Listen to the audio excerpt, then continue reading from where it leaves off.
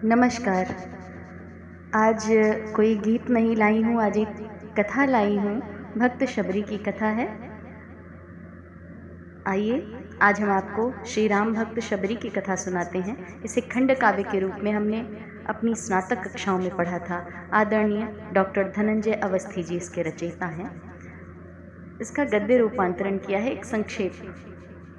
बात है वर्तमान के राजस्थान की, जहाँ कोल भील आदि विजन वनों में निवसते थे। उन दिनों भोजन के लिए पशु पक्षी, कंदमूल, फल आदि एवं आवास हेतु गुफा कंदराएं समाज का निर्माण हो चुका था। इनके एक समूह को कबीला कहा जाता था, जिसका एक मुखिया होता था। इसी प्रकार महाराज शबर भी एक मुखिया थे। इनकी एक कन्या थी, नन्ही सी, पूरे कबीले की राजकुमारी, सबकी लाडली। 4-5 वर्ष की नन्ही शबरी पूरे वन में बहादुर शेरनी की भांति खेलती कूदती फिरती।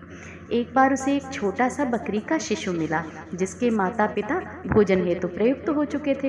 हट करने पर वो शबरी को दे दिया गया, क्योंकि वो अभी इतना छोटा था कि भोजन के लिए अपर्याप्त था। शबरी ने प्यार से उसका नाम रखा छगलक। धीरे धीरे दोनों बड़े होने लगे। शबरी लगभग 10-11 वर्ष की रही होगी कि एक दिन प्रातः काल उठते ही उसने देखा कि पूरा कबीला अर्थात प्रांत सजाया जा रहा है।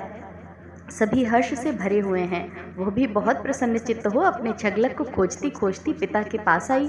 पूछने लगी कि ये क्या है, ये सजावट कैसी, और मेरा छगलक कहीं देखा क्या आपने? पिता ने कहा कि पुत्री, आज तुम्हारा विवाह है, इसलिए पूरा वन सुसज्जित करवाया है, और छगलक का तो मुझे ज्ञात नहीं कहाँ गया। शबरी सहम सी जाती है, सहसा दौड़कर रसोई बनने वाले स्थान पर जाती है, जहाँ उसके छगलक के टुकड़े भोजन में पकाने के हेतु तैयार किए जा रहे थे। अबोध शबरी के निश्चल हृदय में घृणा का आवेग उत्पन्न हुआ।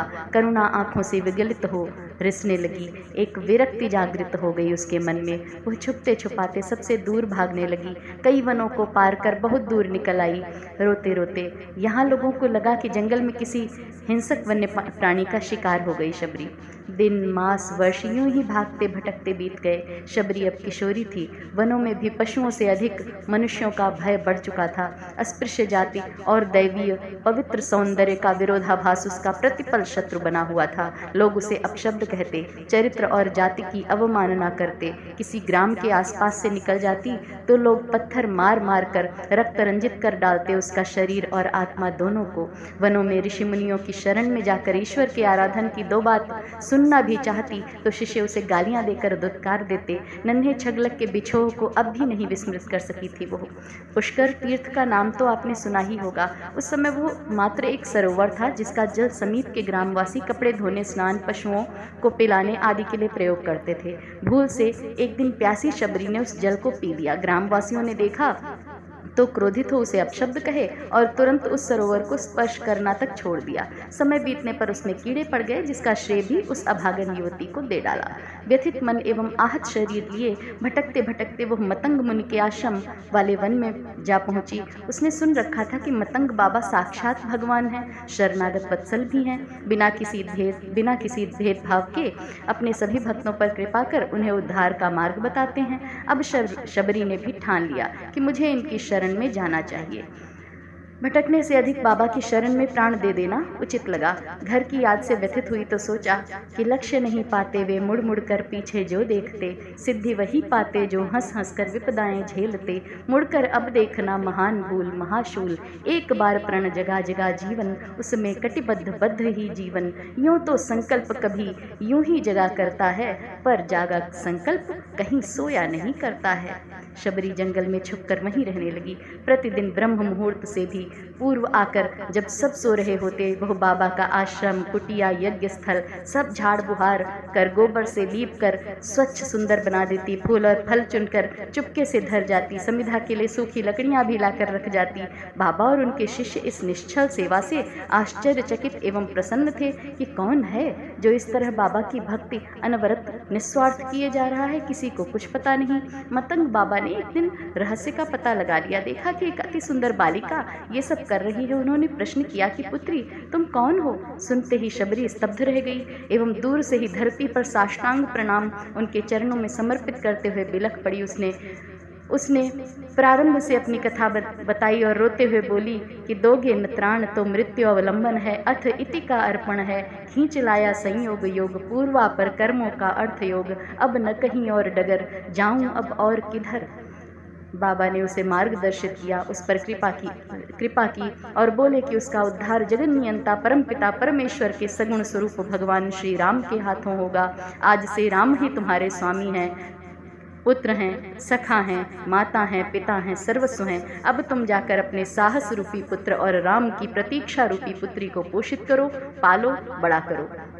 राम तुम्हें अवश्य मिलेंगे पुत्री, तुम्हें राम के पास नहीं जाना पड़ेगा, वरन राम तुम्हारी निश्चल भक्ति की डोर से बंधे हुए खिंचे हुए स्वयं आएंगे। बस धैर्य रखना। समय अपनी सत्वर गति से चलता रहा।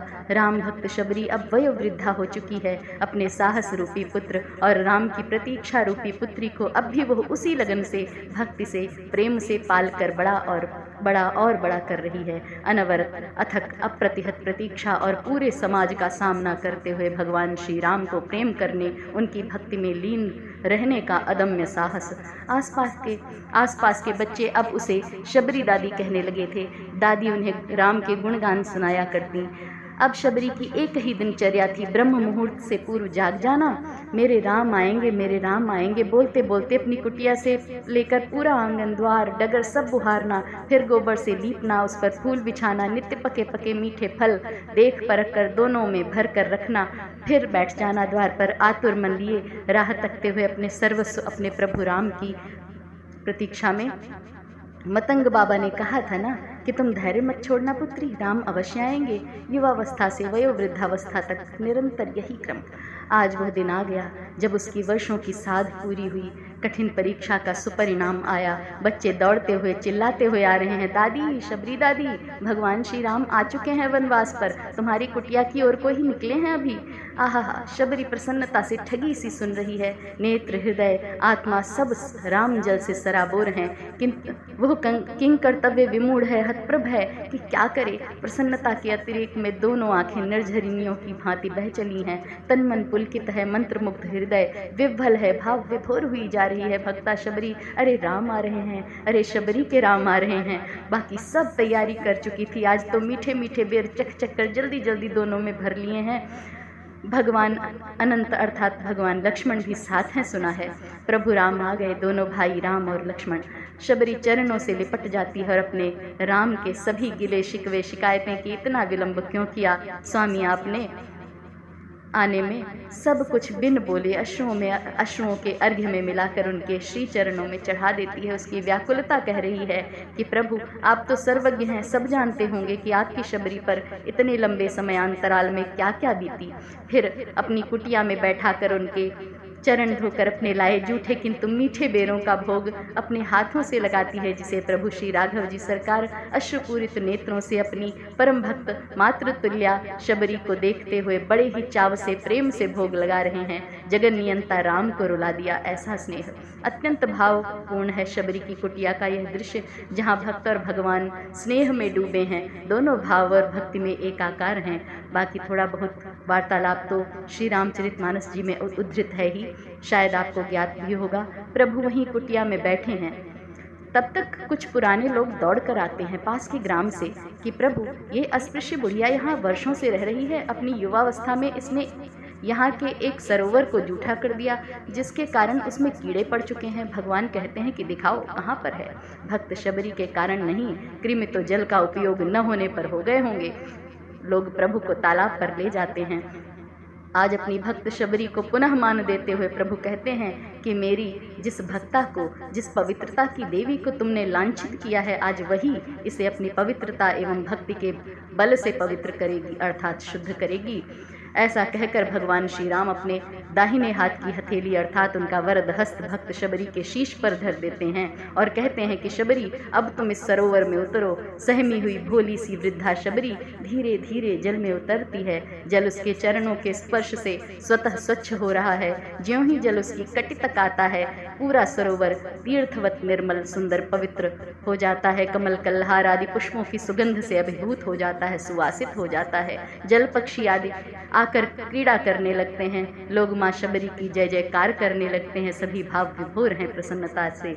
भगवान कहते हैं कि अब यह मात्र एक सरोवर नहीं है, आज से इसे श्री पुष्कर तीर्थ के नाम से ख्याति प्राप्त होगी, जो राम और शबरी के निश्चल भक्तिमय प्रेम एवं पवित्रता का प्रतीक होगा। यहाँ स्नान करने से मनुष्य को भक्त शबरी जैसी पवित्रता और भक्ति प्राप्त होगी, जिसके फलस्वरूप वह मेरे आशीर्वाद से अभिसिंचित होकर मेरा सान्निध्य प्राप्त करेगा, अर्थात मुझे प्राप्त करेगा। भक्त शबरी कुटिया में भगवान राम की नवधा भक्ति से ओतप्रोत सम्मान पूर्वक अंत में श्री राम लोक को प्रस्थान कर राम ही बन जाती है। सियावर रामचंद्र भगवान की जय। भक्ता शबरी माँ की जय।